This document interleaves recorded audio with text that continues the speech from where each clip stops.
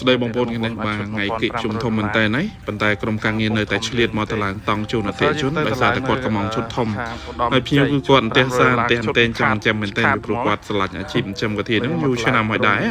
បាទហើយគាត់ដេកមើលវីដេអូរបស់ក្រុមការងារមួយថ្ងៃម៉ោង1ម៉ោង2យប់វិញតើបានសម្រាប់ផងដោយសារតែគាត់ឆ្លាញ់ការចំកាធាដោយសារតែគាត់រកប្រាក់ចំណូលបន្ថែមអញ្ចឹងនេះគឺជាការរៀបចំក្រងបាទឆ្អឹងតែគាត់ថាក្រងឆ្អឹងតង់នេះវារៀងទូចបន្តិចបងប្អូនបាទសិនជាអាចបងប្អូនធ្វើឲ្យធំជាងនេះទៅណា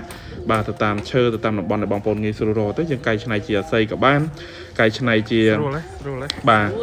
ដៃក៏បានឈើក៏បានអញ្ចឹងសម្រាប់តង់ដែលខ្ញុំបានកំពុងតែតម្លើងឲ្យភ្ញៀវនេះគឺមានចំនួន2តង់បាទគឺតង់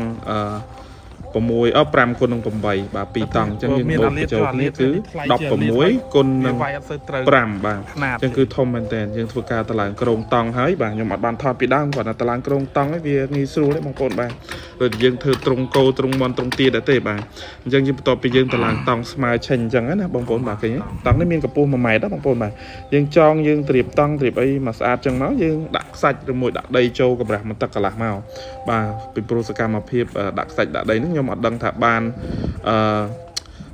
ថតអត់ចឹងណាបងប្អូនតែជាបានថតបាទនេះយើងបន្ទាប់មកយើងដាក់សាច់ដាក់ដីចូលមកទឹកកន្លះចឹងមកបងប្អូនឲ្យស្មើចឹងមកយើងចាប់ផ្ដើមបាញ់លាងវាសម្អាត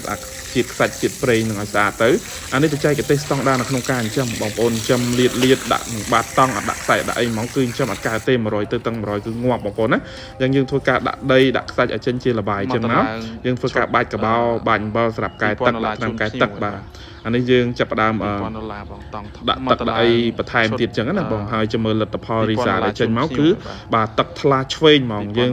បាទយើងកែទឹករយៈពេលបានប្រហែលជា4ទៅ5ថ្ងៃ6ថ្ងៃទៅបងប្អូនឃើញទឹកថ្លាស្អាតស្រស់ស្អាតហ្មងហើយយើងដាក់កូនកាធីចូលបានហើយជាមួយនឹងថ្នាំកែទឹកការកែទឹកអីគឺខ្ញុំអត់បានឲ្យបងប្អូនមើលទេពីព្រោះភ្ញៀវគាត់អ្នកកែខ្លួនឯងណាយើងតម្លើងឲ្យគាត់កែ3 4ថ្ងៃចឹងអរគុណច្រើនបងប្អូន